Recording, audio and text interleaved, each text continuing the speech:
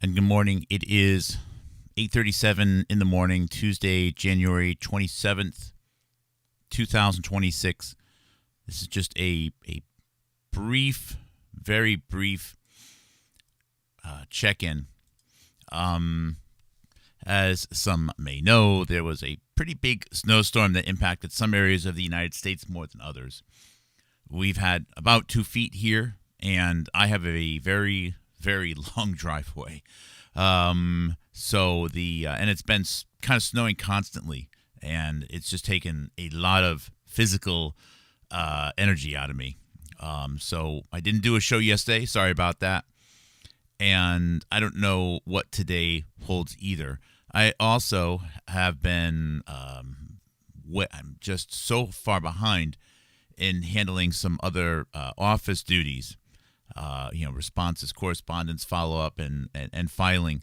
It's just I may not really have time to do a show today either. From time to time, I like to go through some of my older episodes and repost them.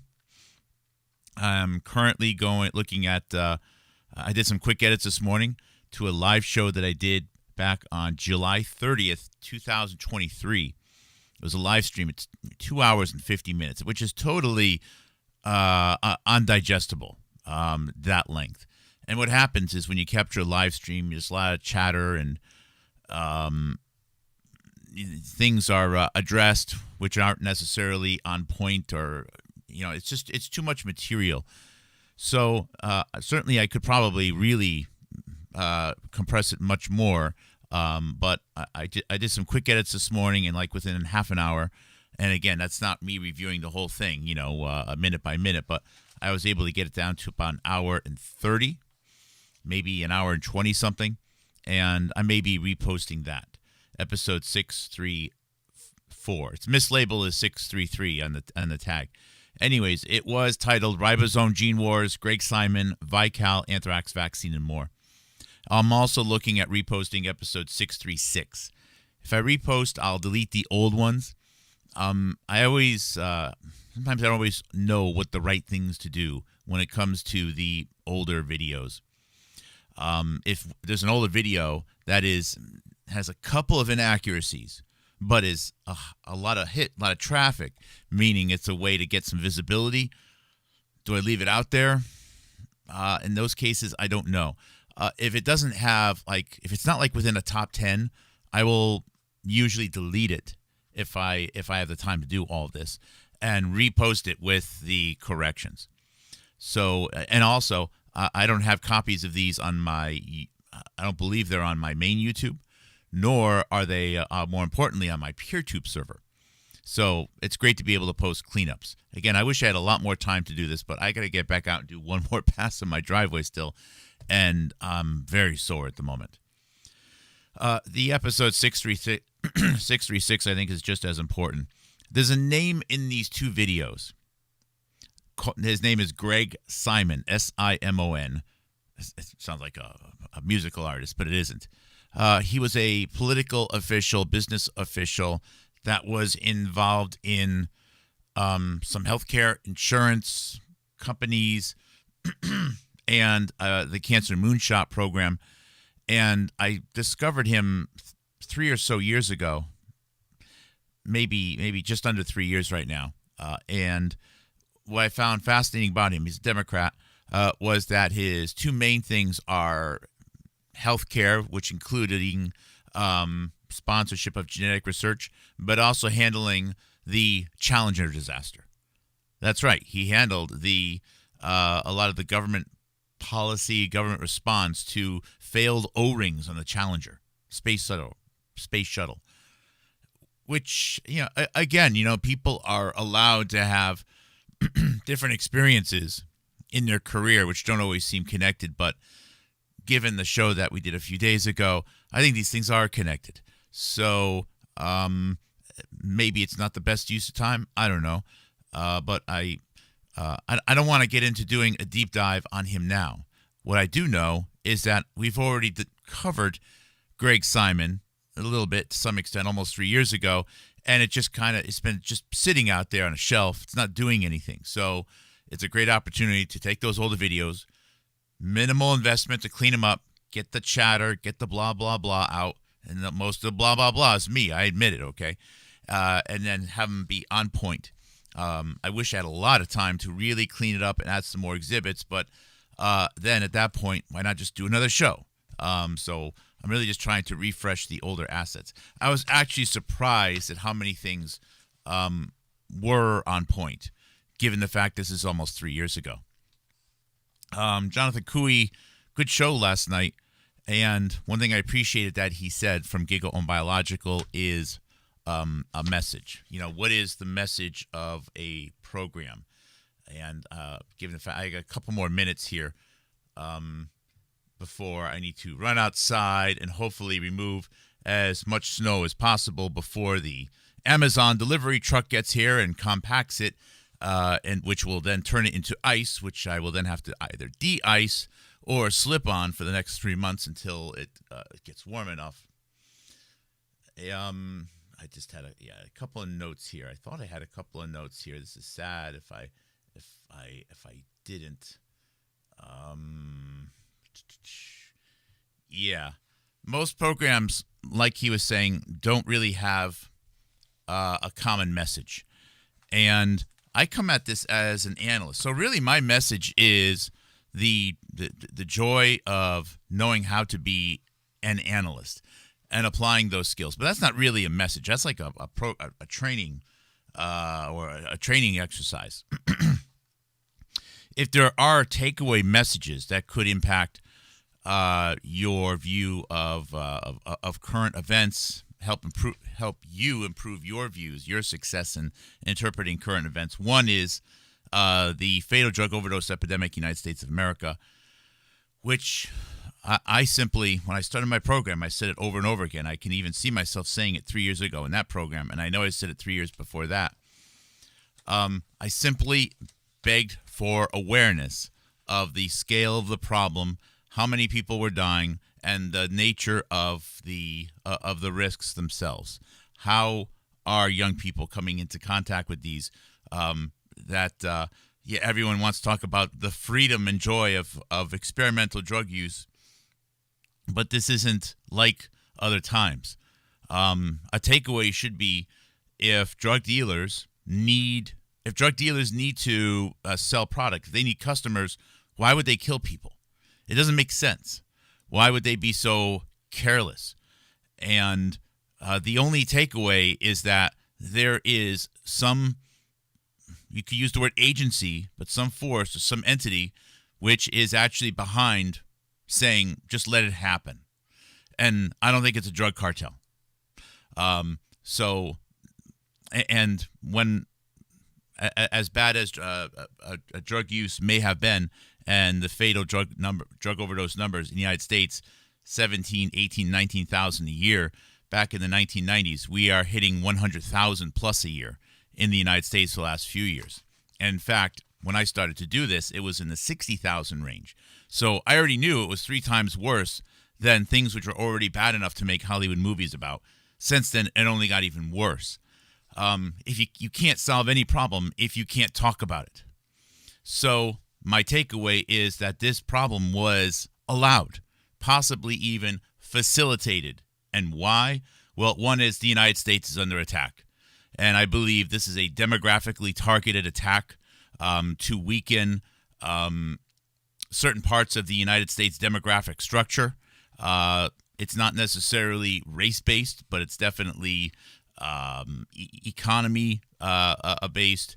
It may even be politically oriented based. The United States demographics have taken a catastrophic hit from this. The United States doesn't have 20 million babies a year like some other countries do. Also, the data has been used to justify we had a deadly novel virus that killed young people. That's just the way it is. So I actually believe that one of the key motivations to allow so many people to die from, accidentally laced marijuana, had a little fentanyl in it, shit happens, is to lower life expectancy. actually lower life expectancy to make up for missing flu deaths, people which were reclassified as COVID. This was all part of the story, and no one else has ever mentioned it. Most channels won't mention it at all.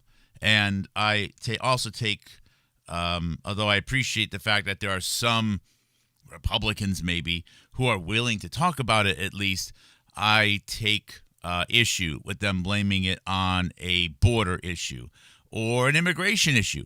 I don't believe it is. I think maybe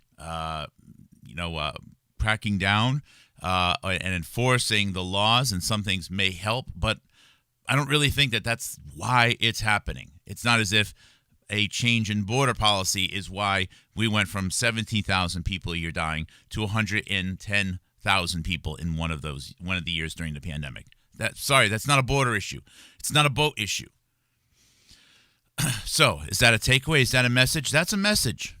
I believe that's a real message. Another message that I have, and oh boy, now we're already up to 11 minutes here. Another message that I have, and I learned this from a business leader that I had the opportunity to meet, is the most important thing is to keep the most important thing as the most important thing. It sounds corny, but just allow me to explain. It's prioritization. And in our own lives, we constantly struggle with prioritizing. Are we doing the most important thing each day, each moment? And the answer is almost always no. But is it possible to always do the right thing, the most important thing at every moment? Probably no. But it's a guidance, like it is a beacon to find and to follow and to help guide. It's one of the reasons why people who are of strong faith say you don't just read your book and then that you're done. You constantly need to do the exercise. You constantly need to check in. You constantly need to inquire. You constantly need to explore to make sure you're doing, to help put you on that path of doing the right thing each day. This issue of prioritization is something that you should consider with respect to world events. Within the United States, let's just consider this, okay? If in the United States, each day, 400 people were getting shot and killed by ICE officers, but only one person was dying a week, or if one person was dying every 3 weeks of a drug overdose, would it make any sense for you to prioritize drug overdose awareness over ICE officers finding people and assassinating them in the street? The answer, of course, would be no. Of course it would be no. So when one person a week or a month is killed by ICE officers, a killing which probably wouldn't have happened if the media and the government wasn't putting everyone into a frenzy all the time, doesn't make sense to put that as a priority over several hundred Americans dying a day of fatal drug overdoses. It just doesn't. It doesn't make any sense at all. In fact, that's insane. You might as well prioritize shark attacks. And as much as these shootings have been tragedies, the reality is that bad things happen when your order of priorities are that far out of whack. And this issue of making sure the most important thing is always kept as the most important thing, because that is the most important thing. That also, do you have any blind spots? Are you hyper-focusing on things? We have 200 nations in the world. I don't know, 7 to 9 billion people. Some people say 10. Who the heck knows? And as Jonathan yesterday said, we are hyper-focused on a shooting in Minnesota and kids getting blown up in Gaza. That's it. That's the whole world right now. Supposedly nothing is happening anywhere else. There's no drug problem. There's no demographic collapse problem. There's no rampant cancers from intramuscular injection, not spike proteins, intramuscular injection. There's no, things are whacked. And that's a topic that I call inversion. When you're focusing more in total on a smaller problem than a bigger problem. When you have one person die here and 1 million people die there, but more total energy is focused on the one person than 1 million collectively, that's inversion. That's absolute inversion. That's insanity. But that's what we have right now. So if you want to know if you're being misled, just take a moment, step back, assess the situation. Does it really make any sense for you or for the media that you follow or the government that you've elected and pay for to be prioritizing things as they are being addressed? And that's not to say that the individual tragedies are not tragedies. They absolutely are. But there was a police officer was killed in the state of Massachusetts just a week ago by someone. Was it a drunk driver? Should we shut down the entire U.S. economy right now to determine if there was a brake problem on cars because of mass execution of police officers right now? That sounds crass, but you have to prioritize and assess at all times. And when things are wrong, when you have that priority totally out of whack. And you can also see that most citizen researchers are not what you think. Citizen research online media, I would say for the most part, has been a catastrophic failure. In fact, it's probably made things even worse because people assumed that there were honest, unpaid, independent actors. And let me tell you, aside from myself, Jonathan Cooey, a fellow named John Marshall, and a few other people who almost no one has ever heard of, no, there just aren't any independent people. There just aren't. And one way that you can tell that they're not independent is, what are they focusing on right now? What do they want everyone talking about? So most of online research in this new world of the internet has been a catastrophic failure. But I do still believe in its potential, though. Do I have any other message? I don't know. I mean, I'm an archivist. I'm an analyst. And as such, it would be difficult to characterize me like a Stefan Molyneux as a philosopher. I'm not really a free market guy. Maybe that's an expression that shocks some people. I'm not a controlled market person either. I don't really have any particular philosophy that I preach. Some ideas I have, but again, if I'm an analyst and if I'm talking about my philosophies and my ideas and my then I'm not really analyzing things. I'm not actively collecting and assessing. I'm not actively archiving. So that puts me at a little bit of a dilemma.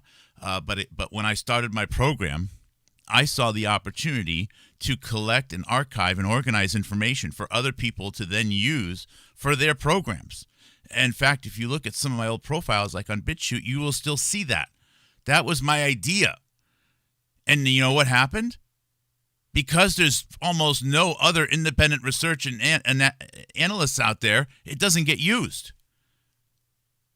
So my goal was to make other people better, but then I realized that they weren't real. So where does that leave me? I don't know. But it shows that there's still opportunity. There's archives of information out there about, and that would be probably another thing, about how the Human Genome Project, collectively speaking, or the pursuit of the mastery of the human genome, of taking control of the evolution of the human species, is a major driver of many world events over the last 100 years, easily, at the very least 80. And it ties together what many see as independent events. It ties a lot of those independent events together. And it's behind the scenes motivating so many things, everything from atomic energy to genetic medicine to artificial intelligence to the space program, pandemics, global military conflicts. I mean, it's just insane. It's just insane. So I need to work on a summary page of some of that stuff. But anyways, I just felt as though I just needed a minute to say that. So now I took some caffeine. I need to get outside before the snow starts to be compressed. So be looking out for those programs. Thank you for listening. That was kind of a long. It was supposed to be 3 minutes. All right, guys. Thank you. I will see you later. Take care. God bless.